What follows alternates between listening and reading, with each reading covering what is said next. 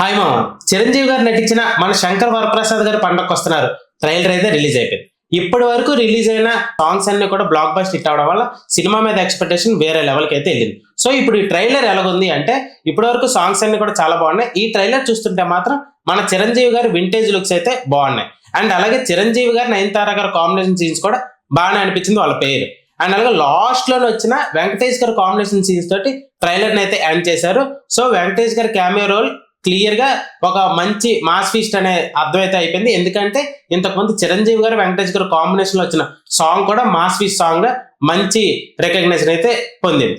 And అలాగే ఈ trailer చూస్తుంటే నాకు వచ్చిన నెగిటివ్ ఏంటంటే ఈ ట్రైలర్ లోని ఇప్పుడు వరకు అనిల్ రావిపూడి గారి సినిమాలన్నీ కూడా కామెడీ సీక్వెన్స్ మీద ఎక్కువ వర్కౌట్ అయ్యాయి. సో ఈ సినిమాలో ఈ ట్రైలర్ లో ఇప్పటి వరకు చూపించిన ఎక్కడ కూడా కామెడీ సీక్వెన్సెస్ పెద్దగా వర్కౌట్ అవ్వలేదు.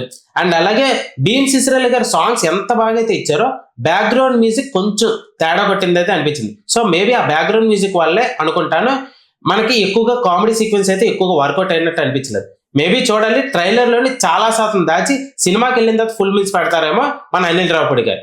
ఇంకా ఈ సినిమా మీద ఫుల్ ఎక్స్పెక్టేషన్ పెంచుకోవడం గల కారణం అనిల్ రావిపూడి గారికి సంక్రాంతి సీజన్ అన్నది మంచి బ్లాక్ బస్టర్ సీజన్. ఎందుకంటే F2 సినిమా, సర్లేరు నీకెవరు, సంక్రాంతికి వస్తున్నాం, ఈ 3 సినిమాలు కూడా సంక్రాంతి సీజన్ కి వచ్చి బ్లాక్ బస్టర్ హిట్స్ అయ్యాయి. ఆ హీరోలకు కూడా మంచి కంబ్యాక్ మూవీస్ అయితే అయ్యాయి. చిరంజీవి గారు ఇప్పుడు ప్రెసెంట్ ఒక ఇంతకు ముందు సినిమా కొంచెం ఫ్లాప్ టాక్ తో ఫ్లాప్ అయ్యింది. సో దానివల్ల ఈ సినిమా మీద ఎక్స్పెక్టేషన్స్ అండ్ అనిల్ రావిపూడి గారి కాంబినేషన్ వల్ల సినిమా మీద ఎక్స్పెక్టేషన్స్ వేరే లెవెల్ అయితే ఉన్నాయి.